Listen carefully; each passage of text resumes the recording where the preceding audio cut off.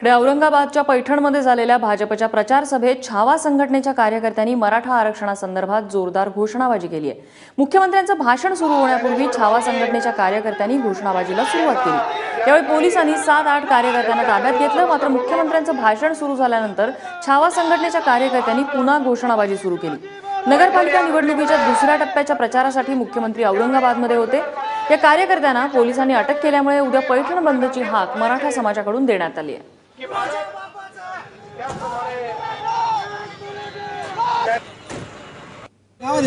मला माहिती आहे या ठिकाणी आपले प्रशांत बम हे आपल्या गंगापूरचा साखर कारखाना सुरू करण्याकरता प्रचंड प्रयत्न करतायत। मी त्यांना आश्वस्त करू इच्छितो, आम्ही तुमच्या सोबत आहोत। प्रशांतजी, काळजी करू नका, तुमच्या श्रमाला आता यश येणार आहे। ज्या लोकांनी या ठिकाणी तुमच्या सोबत बेईमानी केली आणि हा कारखाना सुरू होऊ दिला नाही, आता सरकार तुमचं आहे, काळजी करण्याचे कारण नाही। निश्चितपणे त्याची सुरुवात लवकरच आपण करू।